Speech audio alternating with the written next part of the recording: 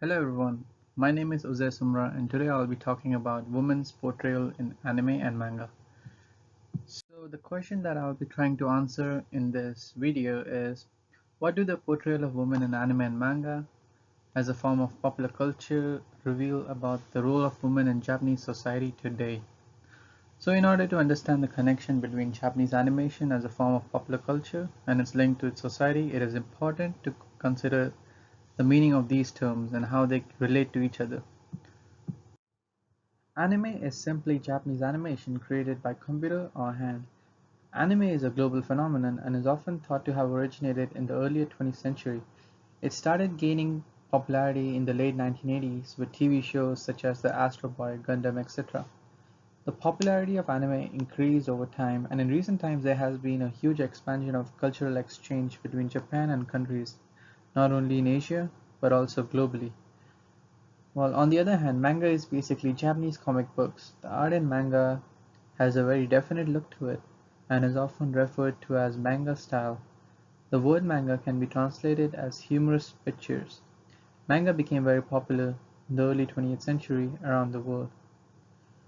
Well, the one thing I really find interesting about the Japanese animation industry is that it caters for both sexes across a wide age group, unlike the animation industry in the United States, whereupon the children's programming is largely aimed at young boys.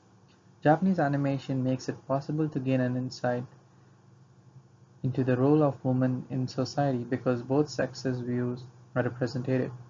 This provides a foundation for observing how the roles of women in Japanese society can be studied through examining the roles in Japanese animation. To explore the magnitude of anime with essential female characters, a general understanding of genre comes in handy. Some of the common genres are as follows: shonen, that is usually focused towards teenagers and boys; shoujo, that is usually focused towards young female; josei, which is focused towards adult female; and seinen, which is focused towards adult male. But for this specific video, we'll be only focusing on the first three types of genres. First, let's talk about shoujo. This genre is directed towards young teenage girls. Shoujo anime will typically feature romance as a part of the main storyline. There are an endless numbers of shoujo anime and manga on the market, revolving around high school romance. The romance in shoujo anime tends to be more idealistic in nature with themes like love at first sight or love has always been at your side. The next genre is josei. This genre is directed towards young adults and adult female mainly. One of the main aspects that distinguish it from shoujo is that josei will typically portray a realistic romance with all the struggles and problems that comes with it, as opposed to the more idealistic romance that are usually found in shoujo. In simple words, this genre is grown-up version of shoujo. So what do we learn about the portrayal of women in these two genres? Well, the protagonists of josei and shoujo have relatable but sometimes simple personalities, such as innocent characters, the kind and helpful character, the cute and oblivious characters, and so on. Sometimes these characteristics can lead to a development of a strong, admirable female characters with interesting developments, but it can also lead to oversimplification, sexualization, and objectification as well. Apart from these two genres, there is one more genre that I haven't talked about yet, and it's the shonen genre, which is focused towards kids and teenagers. While shonen typically refers to young boys under the age of 15, the shonen anime and manga are aimed at that demographic. A lot of these anime and manga have a young male hero and are focused on action, adventure, and fighting. However, comedies and series with female protagonists are becoming more and more common nowadays. Shonen works often have more than a fair share of fan service as well. Some popular shonen anime and manga are Dragon Ball Z, Bleach, Naruto, One Piece, and Attack on Titan. So now, since I have addressed the three important genres of anime, we can finally get into a few different examples of anime from these genres to gain a better understanding of how the portrayal of women in anime works. To avoid generalization, it is important to look at works from several genres to know how anime portrays Japanese women in the society.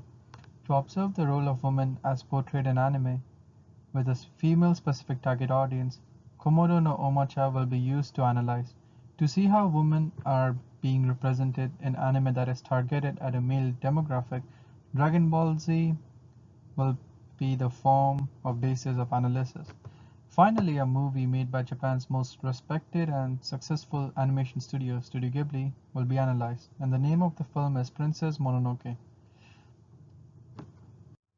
Kodomo no Omacha was a popular series that aired on Japanese television in the mid-1990s. The story is a comedy fused with typical shoujo elements such as love interest and pretty artwork. The female lead is a young girl named Sana who lives with her eccentric but loving mother and her personal manager, Rie. Unlike other female characters that will be analyzed, Sana is loud, outspoken, and is not intimidated by anyone around her. She is also hardworking. Even though she is only a child, she stresses about the importance of her job. Her mother is another strong female character within the anime. She is intelligent, in control all the time. Other female characters in the show lean towards conservative Japan. For example, in one of the episodes, Sana's female teacher cries and runs to another male teacher for assistance whenever the class acts up. The male characters are traditionally empowered in the show, though, like many shoujo anime, the male characters have a soft side to their personalities. The depiction of the two main female characters, Sana and her mother, offers an insight to the modern Japanese woman as having the capacity to be strong, yet gentle and compassionate. Dragon Ball Z is another show that offers an interesting insight into the portrayal of women in anime, aimed at male demographic. The reason this is an interesting series to look at is because of its popularity and the way it portrays gender roles. Women are portrayed in few roles in this anime. The female roles are dismally backwards. Dragon Ball Z has portrayed the role of woman as secondary at their core. It has pointed out that fundamental beliefs about gender roles are difficult to change in any society, including Japan.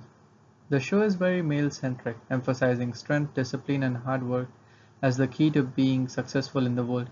On the other hand, this is a martial arts anime, so this should not be a surprising aspect. One of the women who appear regularly on the show is the protagonist's female friend Bulma, an intelligent scientist.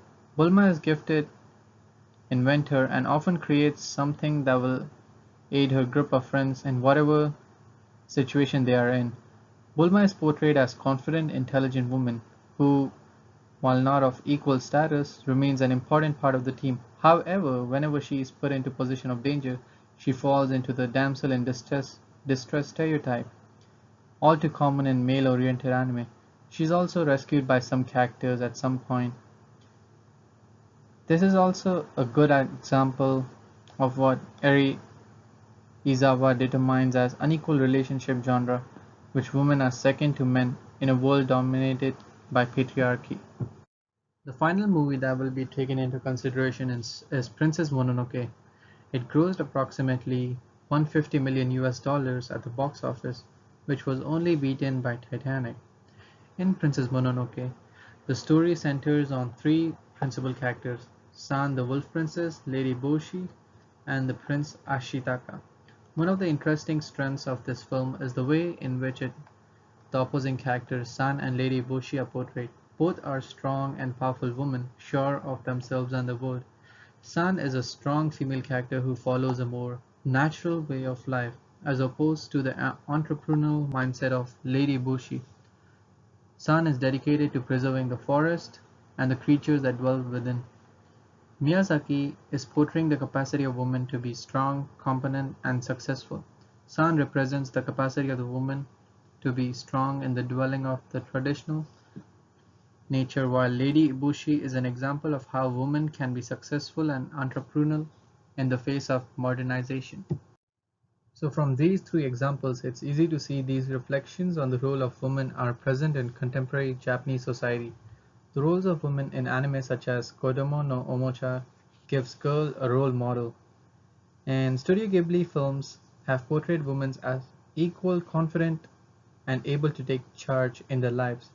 Anime aimed at boys retain the portrayal of women as bystanders, whether it be token damsel in distress, or cheerleader. However, this is changing.